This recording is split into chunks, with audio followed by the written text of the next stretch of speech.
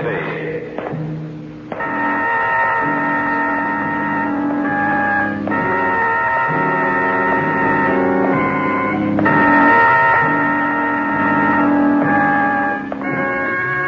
Welcome to the Hall of Fantasy. Welcome to the series of radio dramas dedicated to the supernatural, the unusual, and the unknown. Come with me, my friends. We shall descend to the world of the unknown and forbidden, down to the depths where the veil of time is lifted and the supernatural reigns as king. Come with me and listen to the tale of the man from the second earth.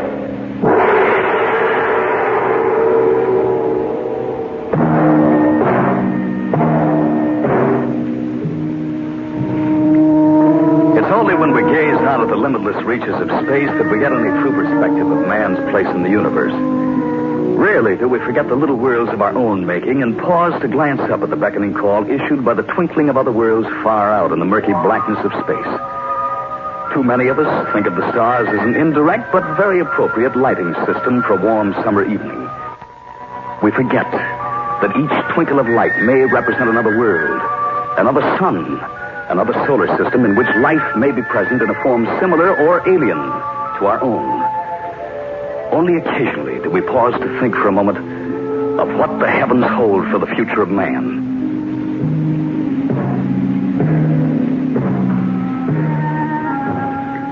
Carl Rasmussen was an associate of mine at the Research Institute.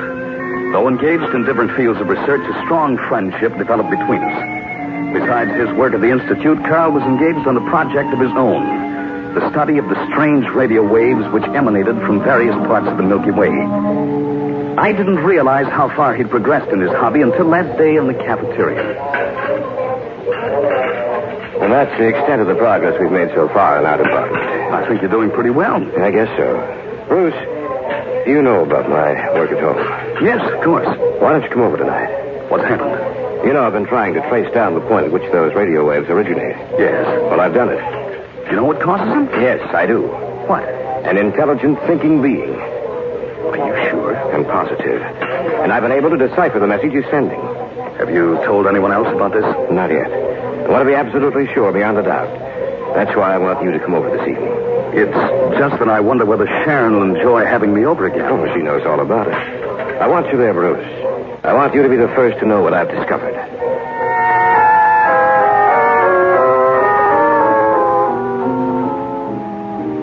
I'll go back upstairs. No, you stay here, too. Well, I thought you wouldn't. Nonsense. I want you here. You've certainly got enough equipment, Carl. All the latest. I'll put it on now. It'll take a few seconds for it to warm up. What time is it? 8:30. Oh, we're right on time. I always begin receiving a signal at that time. A little more. What's that low hum I hear? That's the carrier wave. Yes, here it comes. He's a brilliant man. He's hopefully learned our language. What does the message say? See, I will try to converse with you tonight. Stand by.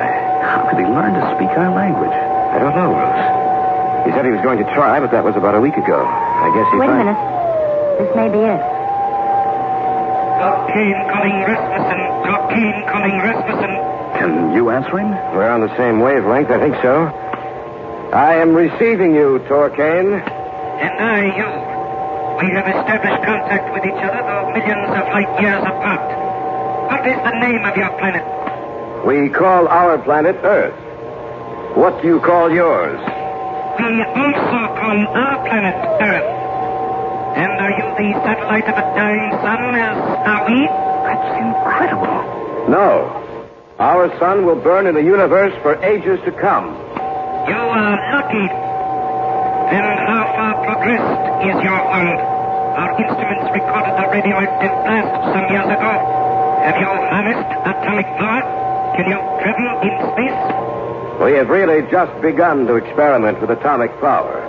But I'm afraid that for us, space travel is many years away. What about your people? The way you talk, you must have learned the secret of atomic power some time ago. But can you travel in space? Yes, we had to learn the principles of space travel in order that we might save ourselves. For the time has come when An exploratory expedition must be sent out to discover a new world for us to inhabit. This is the last time I will contact you from here. This is Tarkin signing off. He's gone. He stopped sending. Carl, I don't mean to doubt you, but are you sure this Torcane is real? What do you mean? Isn't it possible that someone's been playing a trick on you? A practical joke? No, it's not, Bruce. I picked up the signal Torcane was sending several months before I was able to break it down and translate it. The radio waves actually came from somewhere in the Milky Way. Torcane said he'd been trying to establish contact with intelligent beings for almost 15 years. It was just recently that he directed the beam towards the Earth. Carl, he said something about an exploratory expedition, and that this was the last time he was going to contact you from there. What did he mean by that? Probably that he was going on the expedition. Nothing else? What else could he mean? I see what you're driving at, Sharon. Torcane said he inhabited a planet in a dying solar system. It seemed to me that he was quite anxious to learn of what progress we've made in the atomic field and space travel. Why would he want to know if we've mastered it? Probably because he was curious. I should think he'd be more curious as to what kind of life exists here, any number of things, before he'd even think of space travel. That's right. And he also said that their instruments had recorded a radioactive blast some years ago. Seems to me they've been studying the Earth for a long time. And why should they study our planet so closely unless the exploratory expedition intends to come here to get a first-hand view of the Earth? You mean you think he intends coming to the Earth? Yes. Well, then, think of what that'll mean to us, Bruce. Obviously, they're centuries ahead of us in technological progress. Think what they can teach us. But what if they don't want to teach us, Carl? What if they want to conquer us, to destroy us? Well, why should they want to do that? Because their sun is dying. They must find a new planet to inhabit or die with it. I think Bruce is right. I don't think so. I think he's like most of us, afraid of anything new. If Torcane does come here, I'm sure it'll be in peace.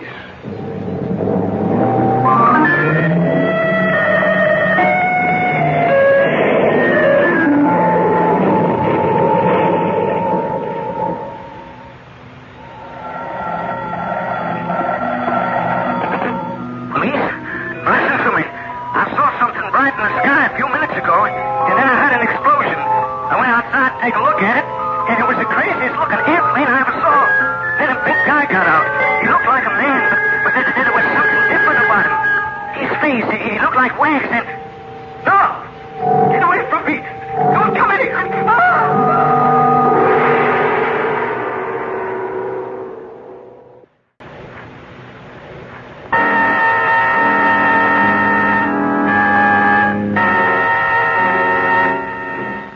Back now to the Hall of Fantasy and the tale of The Man from the Second Earth.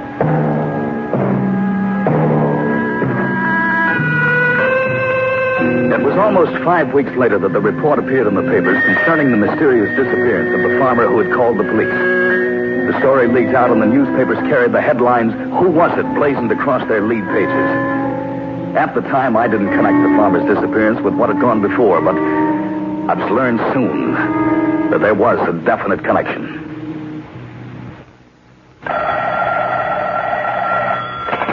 Hello? May I speak to Bruce Marshall? This is Bruce, Sharon. Oh, Bruce.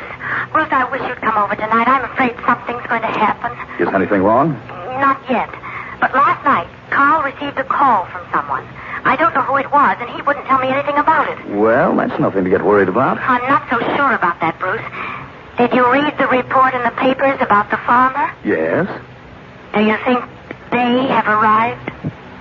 I don't know. That's why I want you to come over tonight, Bruce. I want you to see Carl and talk to him before it's too late.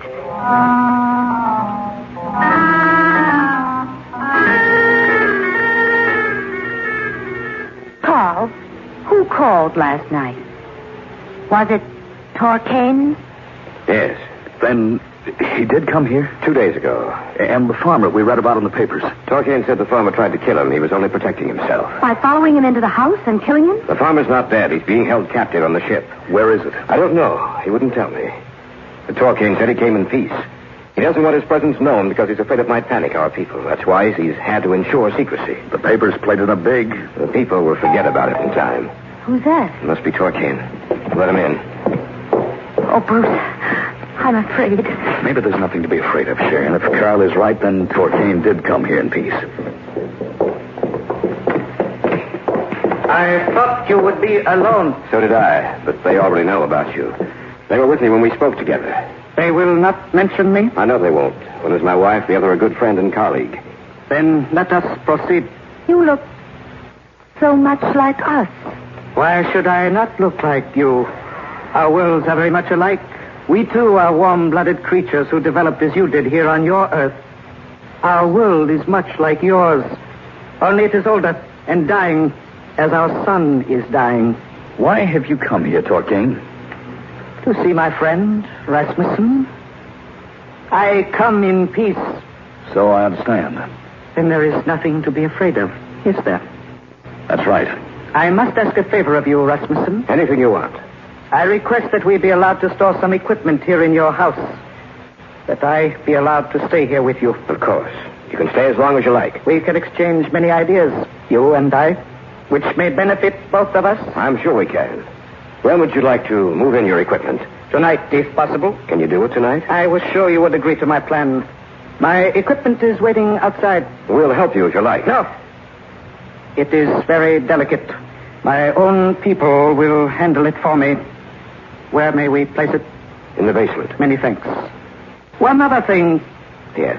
This does not concern you, Rasmussen, but rather your friend. As long as we remain here, I would suggest that you stay also. Why? You are a colleague of Rasmussen's. I should be interested in talking to you, exchanging ideas which may be mutually beneficial. I don't Bruce, think... please stay. All right. I'll leave now and come back tomorrow with my things. Let me know where your possessions are, and one of my people will get them for you. I should hate to have you leave us tonight. Now I will tell my people to bring in our equipment. After we are settled, I shall see you again.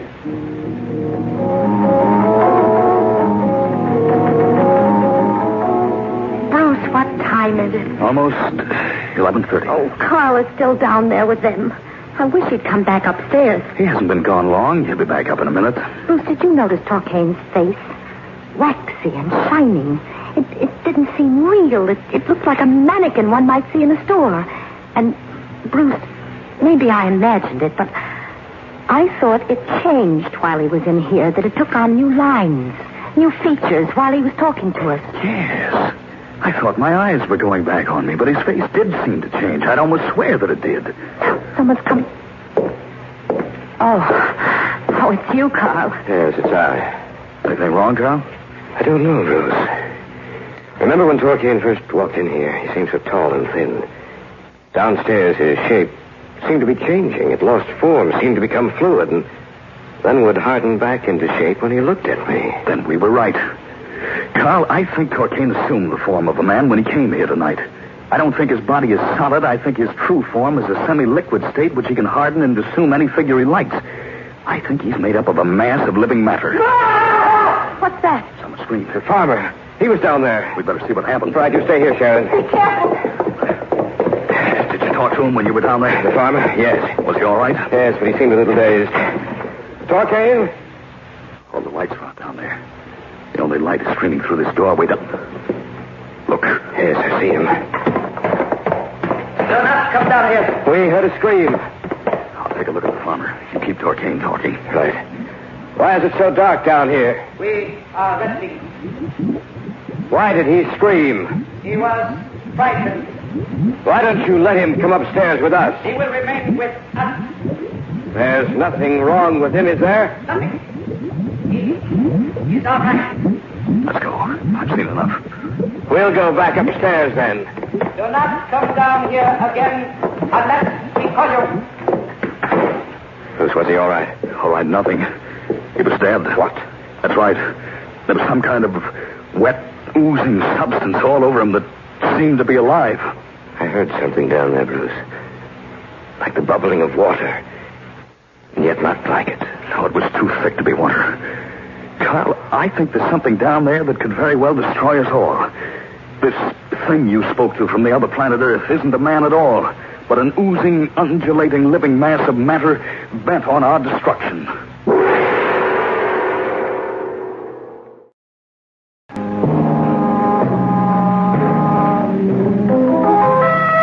there in the hallway beside the door which led to the cellar and the things that were downstairs. Carl and I had heard a scream. When we had gone down there to investigate, we found the farmer lying dead on the stairs. This thing you spoke to from the other planet Earth isn't a man at all, but an oozing, undulating, living mass of matter bent on our destruction. When we saw him, he looked like a man. I know. Evidently, they can solidify themselves when they need to, can assume any shape they desire, but they can't hold it for long intervals of time because the features change, meld into each other. Torquain seemed in a hurry to get downstairs. Evidently, they can't remain in a solid state too long. Who screamed? We better tell her. What happened down there? The man they held captive is dead. Then they're not friendly. No, they're not. What are we going to do? Well, I'm going to call the police. What's the matter? The line's dead. Dead, but how could the... Look, Where? at the window. Looks like a heavy layer of oil is covering the glass. You're right. Look! It's moving. I'm going to see if I can open the window. I can't seem to move it. Stuck tight. What about the doors? Don't even bother. We won't be able to open them. Torquain took care of that, too. But we have to do something. Should never have established contact with him. He'd have established contact with someone else then. Evidently, the conditions here on our planet are equivalent to the conditions that prevail on theirs. But there must be other planets in the universe where the same conditions exist. In all the vast reaches of space. Surely there must be others that approximate the Earth. That's right. They must have come here for a definite reason. But of all the planets in the universe, why would they choose ours? I can explain that to you. He's right in back of us. How did you get up here? I came up quietly. I did not want to alarm you. What about the farmer? What about him? Is he still all right? Yes? You're lying. He was dead when we left him. You know then. Yes. What did you do to him? That is one of the answers as to why we came to your Earth. By coincidence, we named our planet Earth also. But life on your planet followed a different evolutionary pattern than did life on ours. Your life developed from the one-celled creature spawned in the depths of the sea. You became the animal you call man, with its disadvantages of never being able to change your form. We still are the protoplasmic beings that once you were. Only we developed along that evolutionary line, and you did not. That still doesn't explain why. I am coming to that. You live on energy converted from plant and animal life. So do we. So why did you come here? Because the slow death of our sun has destroyed all but a small portion of the plant and animal life on our world. There is not enough heat, and we can no longer sustain ourselves. On your planet, there is an abundance of both. On your planet, we shall establish a new world. What are you doing? Lighting a cigarette. That is what you call fire? Let me see it.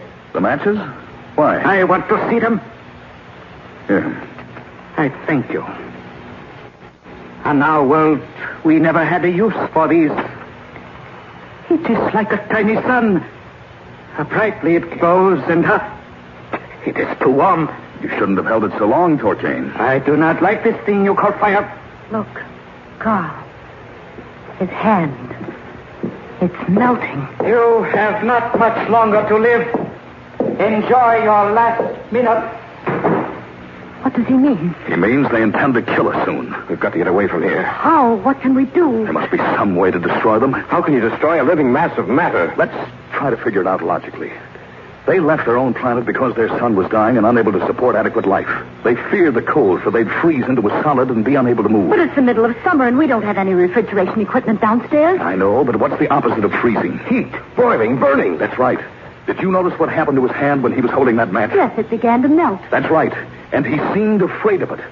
I think there are only two ways to destroy these beings. Either to freeze them or to burn them. We can't freeze them. But we can burn them. How? This house will burn. But we can't get out. We'll burn with it. Maybe not. The window wouldn't move, but it might break. We can get out that way. Well, what if it won't break? That's the chance we'll have to take. Let's start ripping the curtains and drapes down, Bruce. They'll burn the easiest. Right. Let's go. I'll go open the gas burners in the kitchen. Good girl. That'll help it along. I'll be right back. Pile them up over here alongside the wall. All right. I just hope the rest of the house catches. So do I. If it catches and the gas gets dense enough, it should explode. There's some more over here. Sharon! I'm coming. Hurry! I've got everything open in there. The oven, the burners, everything. You can smell it from here. Well, that's the last of the curtains. Look! Seeping under the doorway. They must have smelled the gas. Oh, light the fire. Hurry. It's seeping through faster. It's swelling up on all sides of the door. He'll break through the door in a minute. It won't hold much longer. Fire's catching hold. We've got to get out of here. Let's go. Use that chair in the window. I will. Hurry. Let's hope it breaks. Here we go. It worked. Climb through in a hurry. All right, here. It'll help. There now. Run as fast as you can. The fire seems to be dying down. They're trying to smother it. If only that...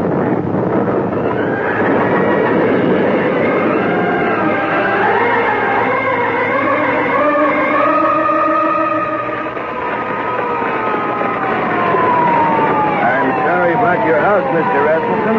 Doesn't look like we can save it. That's all right. What did you have down in your basement anyway? Some chemicals? Yes. I've never seen anything burn like that before. Yeah, I'd better get back. Well, I didn't think we would. I'll never forget it as long as I live. But it's over now. Yes, for a while. But who can tell what will happen in the future? What other forms of life are present in those stars you see over there? What else will come from out of the sky?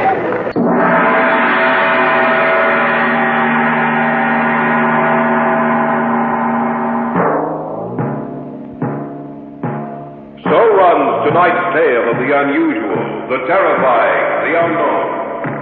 Join us again when next we journey down the corridors of the Hall of Fantasy to hear another strange tale of the supernatural. All characters and events portrayed in these programs are fictional, and any similarity to actual events or persons, living or dead, is purely coincidental.